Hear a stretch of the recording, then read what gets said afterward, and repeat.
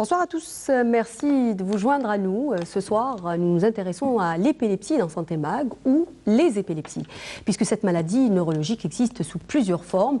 On dit même qu'il y a presque autant d'épilepsie que d'épileptiques, allant des crises les plus démonstratives, appelées également tonico-cloniques, jusqu'au petit mal qui se traduit par des moments d'absence et qui passe souvent inaperçu. L'épilepsie touche plus de 60 000 Algériens. Et oui, cette maladie chronique touche beaucoup plus de monde que nous pensons autour de nous. Avec nos invités, nous ferons donc la lumière sur cette maladie qui reste encore taboue chez nous. Nous tenterons de comprendre les facteurs déclenchants, mais aussi les différents traitements. Nous parlerons également de prévention et surtout de diagnostic précoce. Avec nous justement pour faire la lumière sur cette maladie ce soir, le professeur Morsli Abdelhalim. Vous êtes neurochirurgien au CHU Bab El Oued ex-Mayo. Bonsoir et merci d'avoir accepté notre invitation.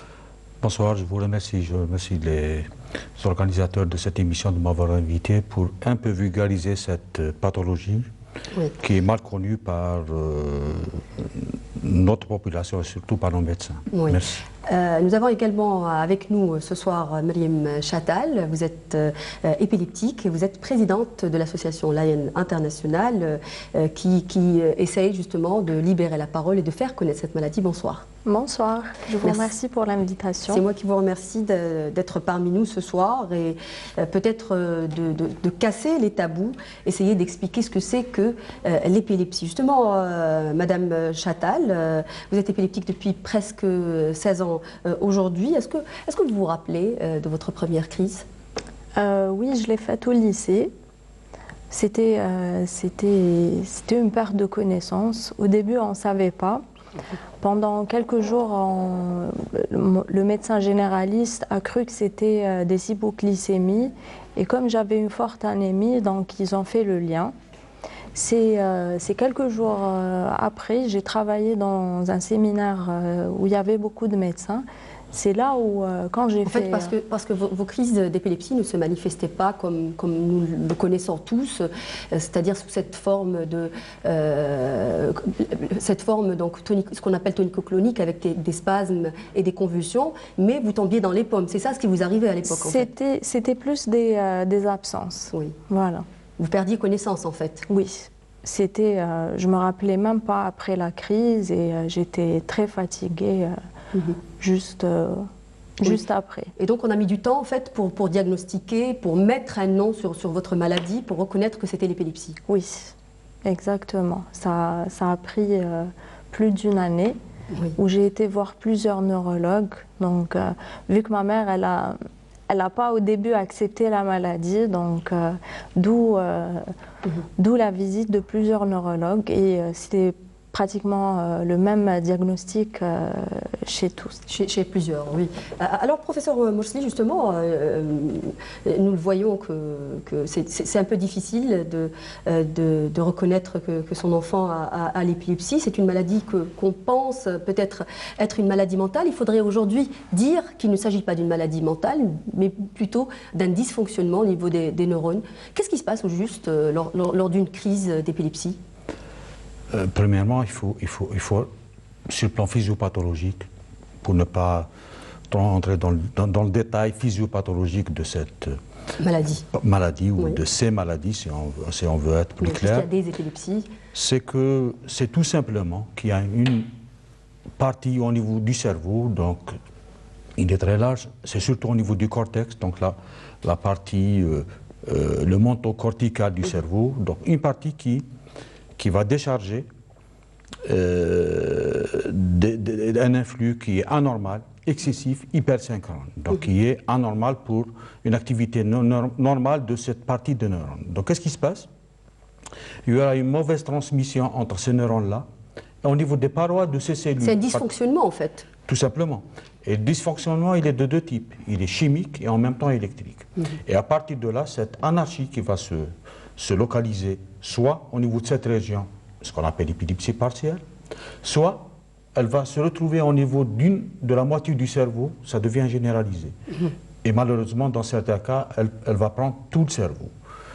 Dans certains cas particuliers, il faut faire la part des choses entre une épilepsie partielle, secondairement généralisée, et une épilepsie qui est d'emblée généralisée. On va développer ça tout à l'heure, mais justement, quand on écoute le récit de Mariam Chattal, on comprend que l'épilepsie peut se manifester sous différentes formes. Par exemple, comme chez elle, c'était des pertes de connaissance.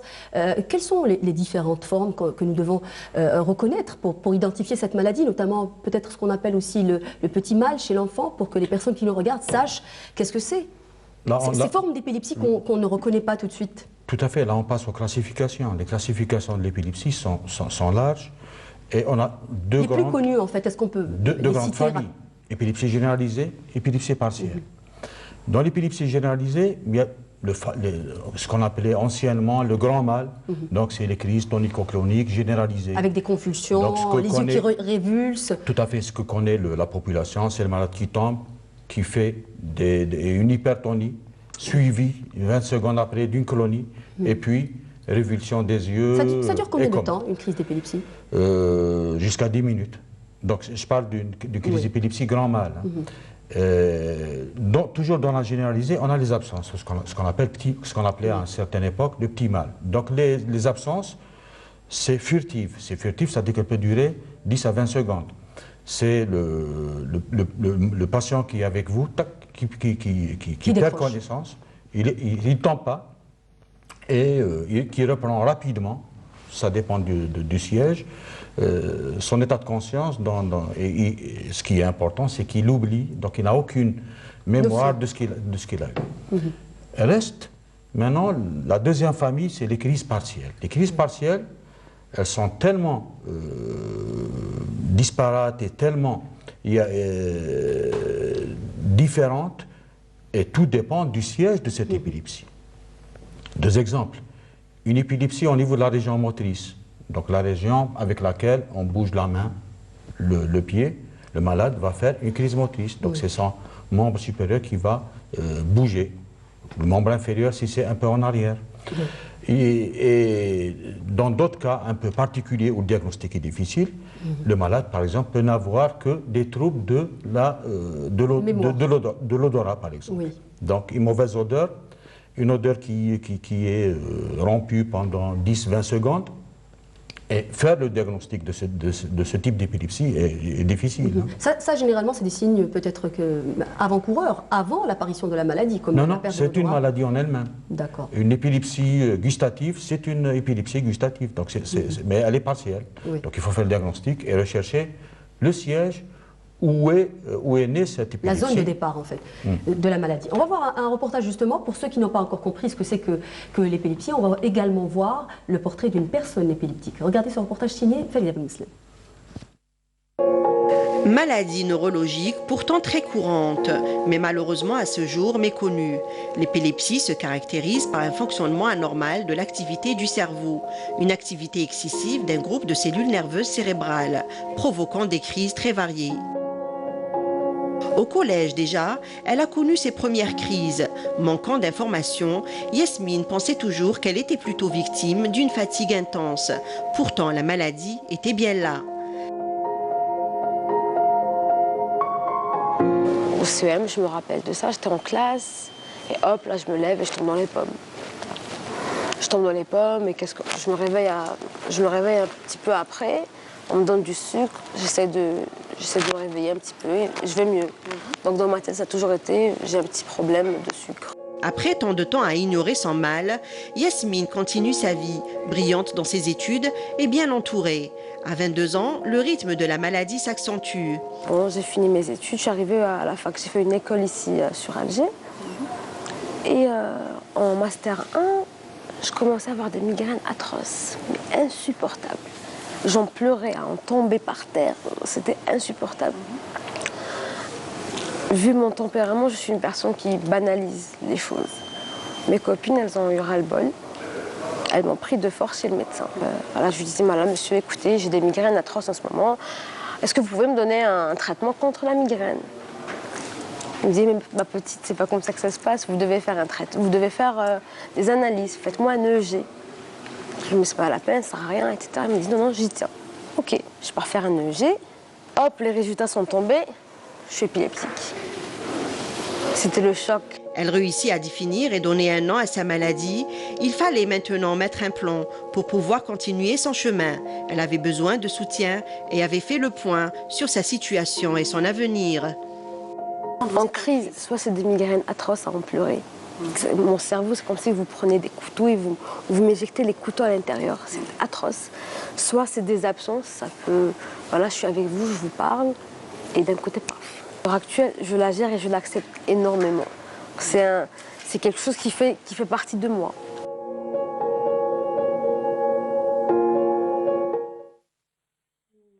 Venons de voir un reportage qui justement nous montre cette personne qui s'appelle, je rappelle son nom, Yasmine Gadouche, qui était également épileptique, qui est avec vous dans l'association l'AN International. Vous avez décidé, vous, groupe de jeunes, de libérer la parole, de faire connaître votre maladie. Pourquoi c'est aussi important? Est-ce que c'est une forme de lutter contre une stigmatisation? Oui, c'est une forme de lutter contre la stigmatisation et le but c'est de casser les tabous et d'attirer le maximum d'épileptiques afin qu'ils s'ouvrent et qu'ils parlent de leur maladie, parce qu'il faut savoir que quand on stresse et quand on garde les choses en soi, c'est là où c'est un cercle vicieux au fait. C'est là où les crises vont se manifester, exactement. Oui. On va voir un spot publicitaire du sponsor de l'émission et on va revenir après.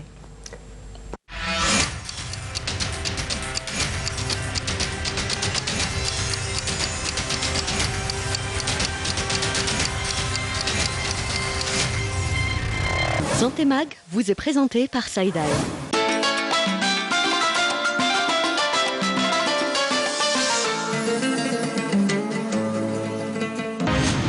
رائد في صناعة الأدوية الجليسة، الجودة في صميم اهتماماتنا، إنجازات وتحديات، مشاريع واعدة في الأفق.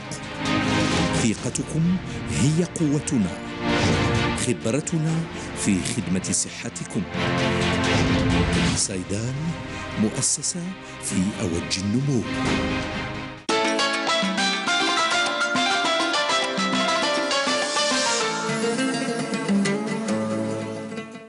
Alors nous disions à l'instant que l'entourage généralement a du mal à accepter l'épilepsie, ça fait peur aux parents, mais l'épilepsie fait peur également par ce caractère peut-être imprévisible des crises qui peuvent surgir à n'importe quel moment et n'importe où. Oui, effectivement, ça fait un peu peur, surtout pour les gens qui ne connaissent pas la maladie, d'où les sensibilisations qu'on fait souvent avec l'association. Parce que, comme a dit le docteur, il y a des crises qui sont assez impressionnantes. Oui. Donc, c'est ça qui fait le plus peur. Entre-temps, ils regardent les personnes qui font des crises comme des phénomènes de foire, malheureusement. Oui. Au lieu d'aider la personne, ils sont là à filmer les crises. Je dis ça parce que j'ai vu ça. Donc ça va vraiment en fait toucher. Voilà. Donc...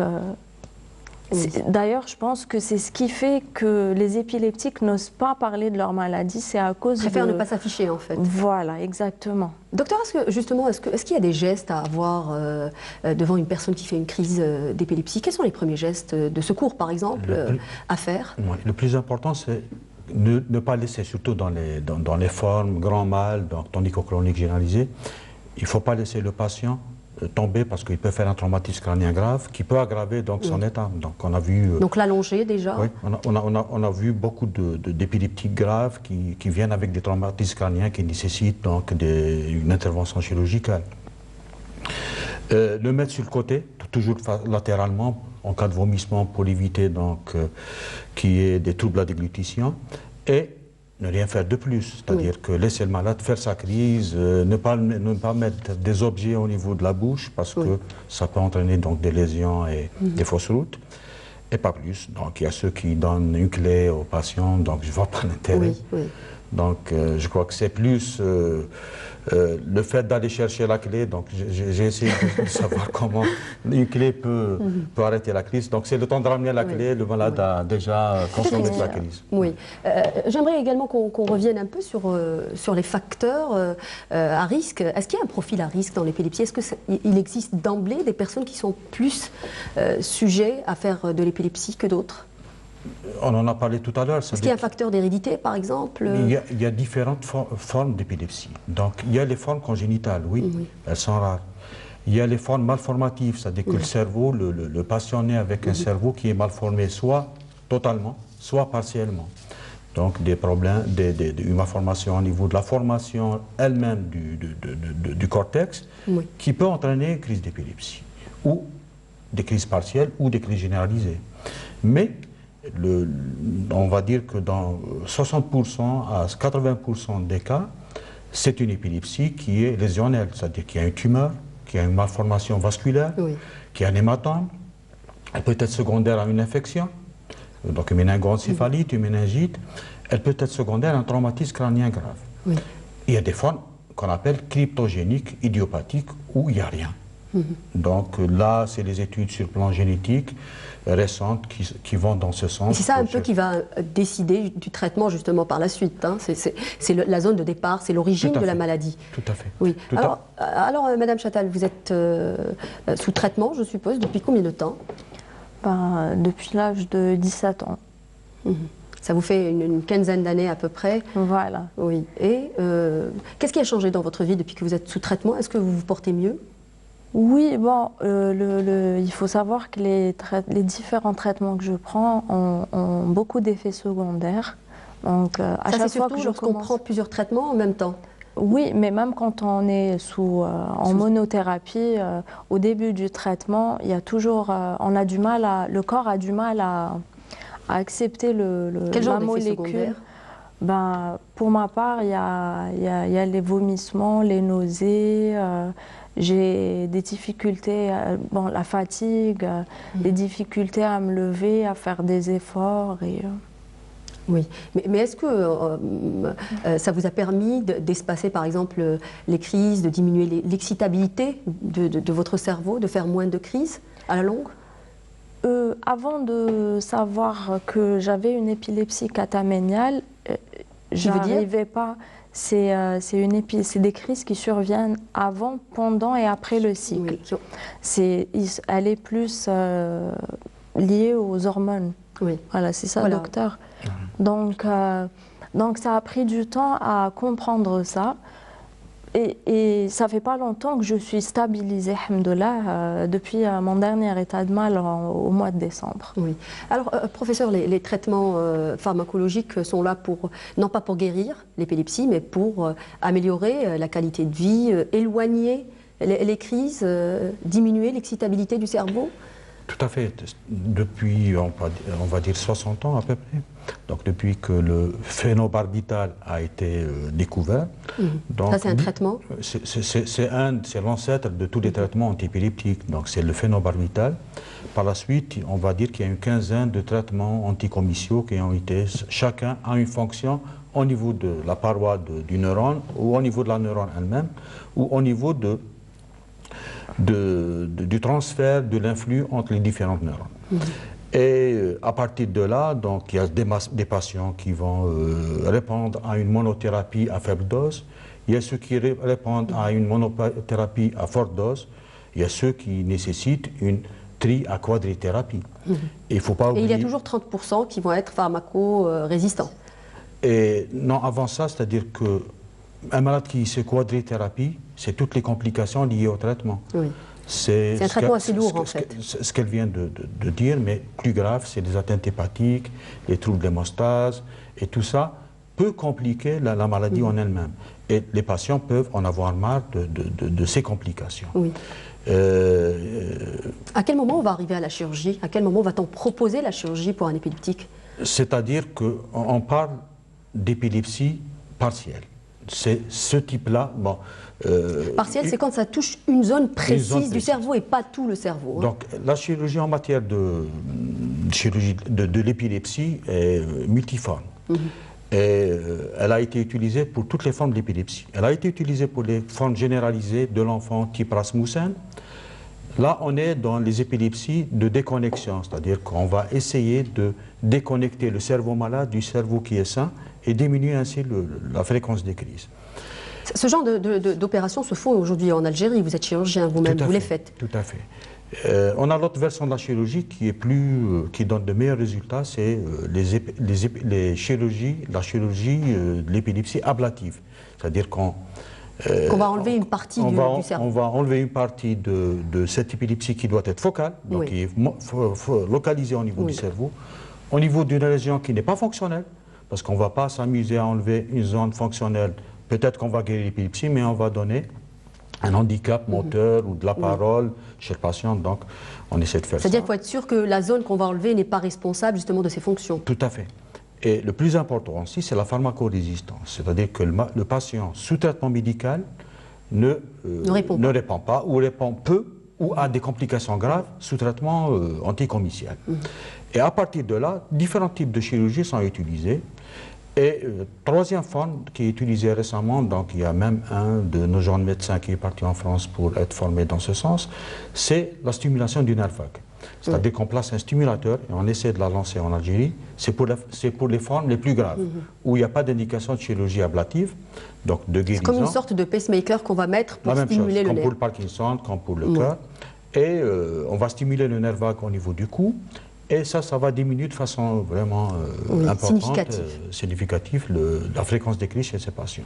Et les résultats sont excellents. Et on peut dire que les formes, parce qu'il ne faut pas oublier que c'est des patients qui sont explorés par les épileptologues sur une période longue d'une année minimum. Et on fait des explorations sous des malades hospitalisés, vidéo GSEEG, c'est-à-dire qu'on enregistre la crise, le tracé électrique, l'EEG, donc l'électroencéphalogramme.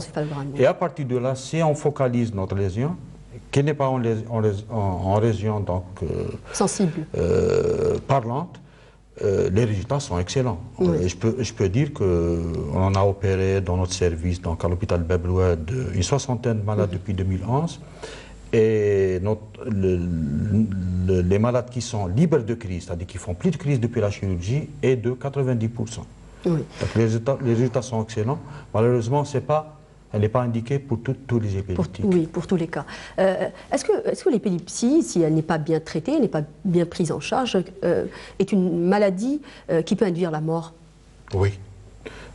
Elle va endommager le cerveau? C'est-à-dire qu'il y a deux types de complications. Il y a les malades qui continuent à faire des crises de façon continue, 2 à 3 crises par jour, surtout chez les enfants. On a un déclin cognitif qui est clair. Et on a vu des patients, et surtout des jeunes enfants scolarisés, qui vont arrêter la scolarisation à un âge qui est bas. Et le plus grave aussi, c'est que certains de ces patients, en faisant des états de mal épileptique, peuvent mourir de leur épilepsie. Donc c'est ça le plus grave, c'est la différence entre les résultats de la mortalité entre les pays qui sont avancés et nos pays où le taux de mortalité et de morbidité est plus important. Alors pour vous, Meriem Chattal, ce n'est pas votre cas, heureusement d'ailleurs, votre maladie est bien prise en charge. Vous avez même des projets pour dire aussi que l'épilepsie n'est pas un frein en finalité. Vous avez des projets professionnels, mais aussi personnels? Oui, effectivement, j'ai des projets professionnels et personnels. Donc, on peut dire que c'est grâce à la maladie que je combats tout ça et que je veux avancer. Il faut dire aussi que vous avez eu beaucoup de problèmes professionnels à cause de votre maladie. C'est pour ça qu'aujourd'hui, vous avez décidé d'avoir votre propre entreprise. Exactement. D'ailleurs, une fois, j'ai été licenciée à cause de mon épilepsie parce que j'avais fait une crise au travail. Et comme j'avais un poste à responsabilité, le lendemain, en allant déposer mon arrêt de maladie, on m'a fait signer des papiers en me disant « Vous n'êtes pas apte à assumer le poste de responsabilité ». Je ne vais pas vous mentir et vous dire que ça ne m'a pas touchée et tout, mais ça m'a vraiment affectée. Je suis passée même par une période sombre où moi-même et j'acceptais pas ma maladie. Oui, mais aujourd'hui, les choses n'en sont pas là. Alhamdoulilah, heureusement, exactement. Oui. Donc, vous projetez également de devenir maman. Oui, Inch'Allah. Oui. Voilà, alors sur cette note d'espoir justement, nous arrivons à la fin de cette émission. Faut-il peut-être le rappeler que beaucoup de grands de ce monde qui ont marqué l'humanité ont été épileptiques, comme Newton, Jules César, il y a aussi Napoléon. Ils étaient tous épileptiques, et ben ça ne les a pas empêchés de marquer l'histoire. Sur cette note d'espoir, nous vous donnons rendez-vous la semaine prochaine. Merci d'avoir suivi cette émission. Au revoir.